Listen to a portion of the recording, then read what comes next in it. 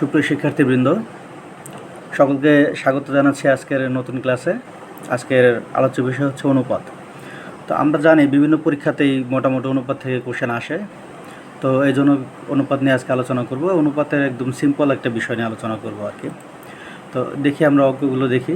এখানে যতগুলো অঙ্ক আছে, 6টা অঙ্ক আছে। 6টা অঙ্ক 2, 3, 4, 5, 6, 7টা অঙ্ক আছে। তো 7টা অঙ্করই নিয়ম মোটামুটি একই ধরনের অঙ্ক।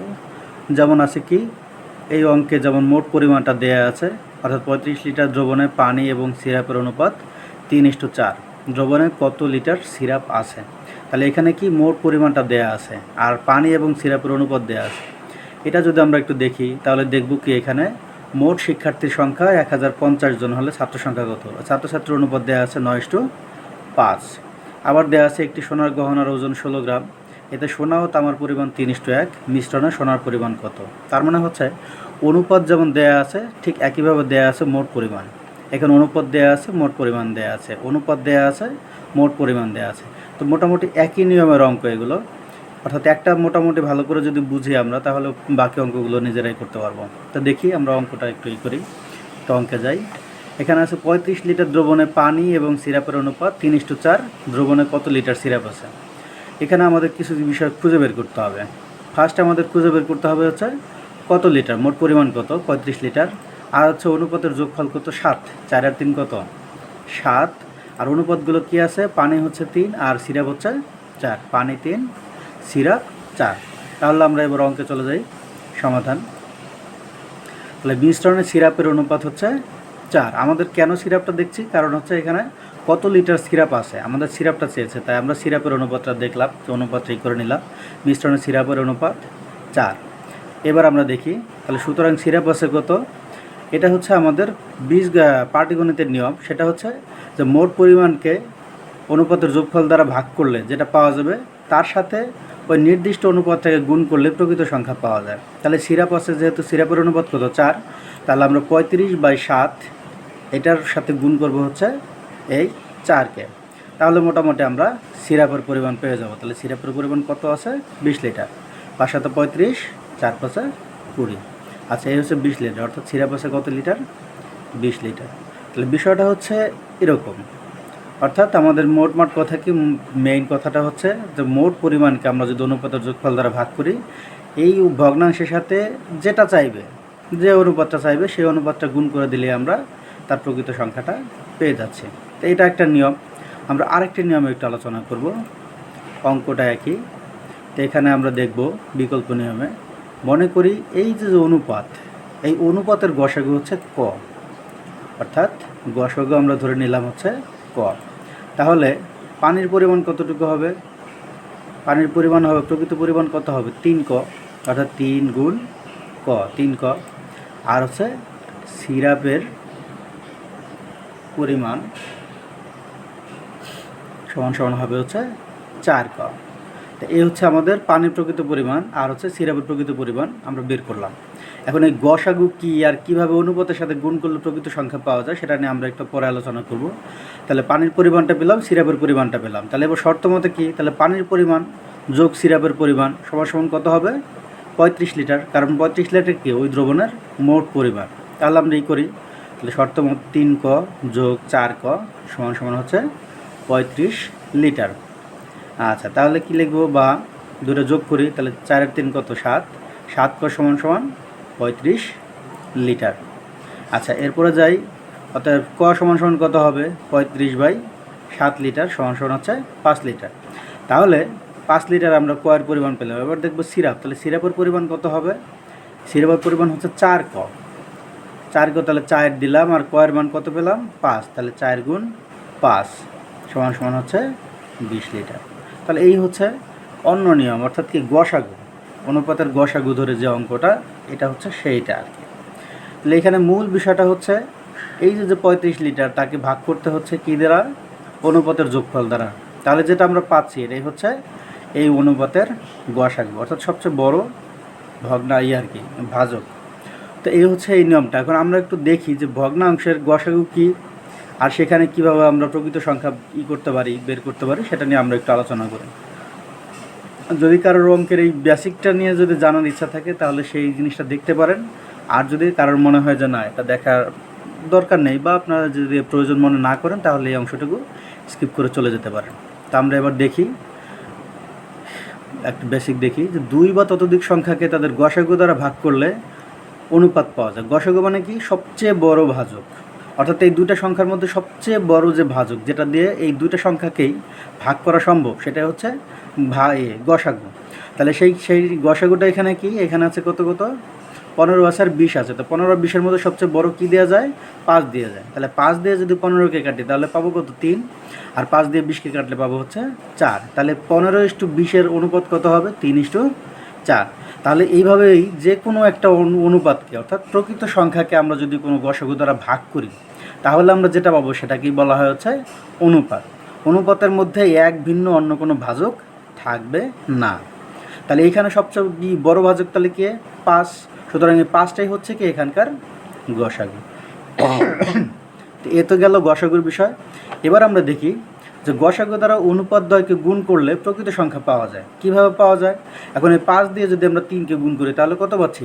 15। যেমন 3 গুণ 5 সমান কত? 15। আবার এই 5 দিয়ে যদি 4কে গুণ করি তাহলে কত পাচ্ছি? 20। তার মানে 4 গুণ 5 সমান 20। তাহলে সিম্পলি বোঝা যাচ্ছে যে অনুপাতকে যদি গসাগু দ্বারা গুণ করা হয় তাহলে আমরা প্রকৃত সংখ্যা পেয়ে যাচ্ছি। এই কারণে এই গসাগু ক ধরার পরে এই যে অনুপাতগুলোকে গুণ করে প্রকৃত সংখ্যা আমরা মনে বের করে নিয়েছি আর কি।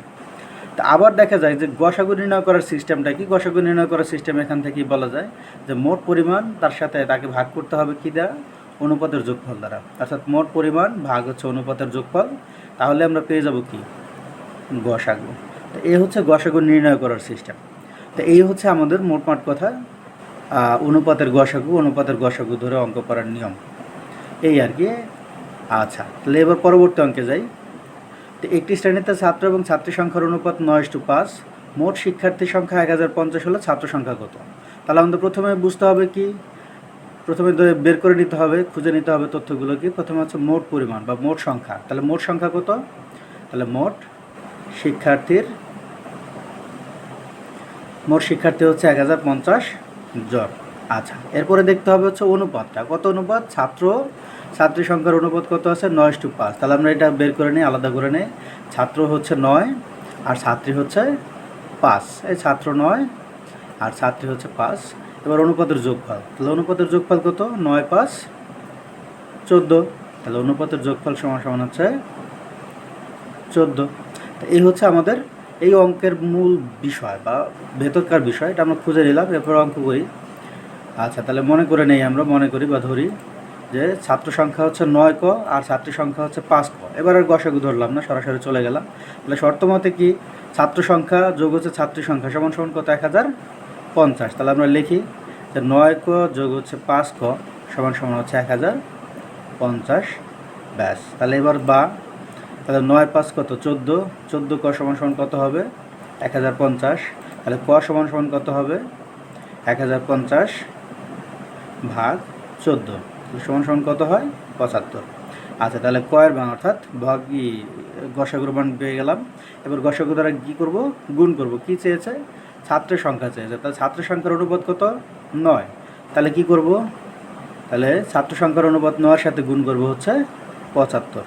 তাহলে লিখি, সুতরাং ছাত্র সংখ্যা সমান 75 গুণ 9 সমান কত হবে? 675 জন। তাহলে এই হচ্ছে আমাদের বিষয়। তাহলে মূল কথা হচ্ছে আমরা যদি গসাগুটা যদি আমরা বের করতে পারি তাহলে এই অনুপাত থেকে যে কোনো অনুপাত থেকে আমরা প্রকৃত সংখ্যাটা বের করে নিতে পারবো।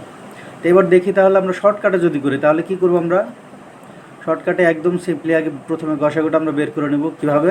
মোট সংখ্যা ভাগ হচ্ছে অনুপাতের যোগফল। মোট সংখ্যা যোগ হচ্ছে 9, 5, 14 অনুপাতের যোগফল। এটা দিয়ে এটা ভাগ করলাম, 75 পেলাম। এবার ছাত্র সংখ্যা সমান তাহলে কত হবে? 9 গুণ 75 অর্থাৎ 675। আর ছাত্রী সংখ্যা তাহলে কত হবে? 5 গুণ 75 সমান হবে হচ্ছে 375। শেষ। এই হচ্ছে আমাদের মোটামুটি খুব সংক্ষেপে, অর্থাৎ আমরা প্রিলিমিনারি পরীক্ষা যে পরীক্ষাগুলো আমরা দিই সেই পরীক্ষা এইভাবে আমরা করলে খুব সহজে আমরা অঙ্কগুলো করতে পারবো, সলভ করতে পারবো এবং নির্ভুল হবে। তো এরপরে দেখি আমরা যে আরও কী অঙ্ক যেগুলো নিজেকে করতে হবে বা আপনারা যেগুলো করবেন আর কি, সেটা নিয়ে একটু আলোচনা করি।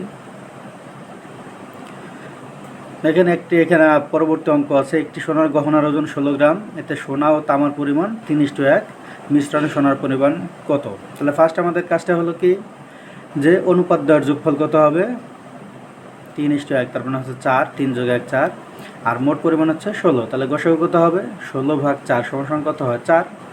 আচ্ছা, এখন চেয়েছে কি সোনার পরিমাণ, সোনার অনুপাত কত, 3, তাহলে 3কে আমরা গসাগু পেলাম 4, তাহলে 3 × 4 সমান কত হয়, 12, তাহলে সোনার পরিমাণ কত হচ্ছে, 12 হচ্ছে। তাহলে আমাদের অঙ্ক করার দরকার নাই, এমনিতে আমরা মুখে মুখে এই অঙ্কগুলো করতে পারবো।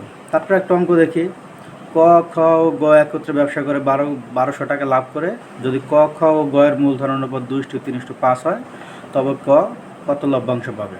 কারণ ফার্স্ট আমাদের কাজটা কি, খুঁজে বের করা মোট কত আছে 1200, অনুপাত কত আছে 2:3:5, তাহলে যোগ করলে কত হয়, 2 আর 3, 3 আর 2 5, 5 আর 5 10, তাহলে যোগফল হচ্ছে 10, মোট পরিমাণ হচ্ছে 1200। তাহলে বাকিটা তো আর বলার দরকার নেই, কীভাবে গসাগু নির্ণয় করতে হবে আর কীভাবে অঙ্কটা করতে হবে। এরপরে দেখি 60 মিটার দীর্ঘ, তার মানে কি মোট পরিমাণ 60, আর অনুপাত কত আছে 3:7:10, তার মানে কি 7 আর 3 10, 10 আর 10 20, তাহলে অনুপাতের যোগফল 20 আর মোট পরিমাণ হচ্ছে 60, তাহলে গসাগু কত হবে, একদম বোঝা যাচ্ছে। তারপরে কি আছে, ক্লিয়ার। এরপরে হচ্ছে দীর্ঘতম অংশটি মানে কত, অনুপাতের সবচেয়ে বড় অংশ, তাহলে সবচেয়ে বড় অনুপাত কত আছে 10, তাহলে আমরা গসাগু কত পেলাম, 60/20, যা হলো তাই। তারপরে কি, সেটা দিয়ে গুণ করবো হচ্ছে 10কে, তাহলে আমরা পেয়ে গেলাম কত, 30। তো এইভাবে আমরা মোটামুটি বাকি অঙ্কগুলো করব। এটা আপনারা নিজেরা একটু ট্রাই করে দেখবেন পারছেন কিনা। যদি কোনো সমস্যা থাকে কমেন্টসে জানাবেন, আমরা অবশ্যই সেগুলো সমাধান করে দেব। তো আজকের ক্লাস এই পর্যন্তই, আশা করি সকলে এই জিনিসগুলো বুঝতে পেরেছেন। আপনাদের সকলের মঙ্গল কামনা করে, সকলের সুস্থ জীবন কামনা করে এবং সাফল্যমণ্ডিত যে একটা জীবন কামনা করে আজকের মতো আমরা আমাদের এই ক্লাস এখানে শেষ করছি। ধন্যবাদ সকলকে।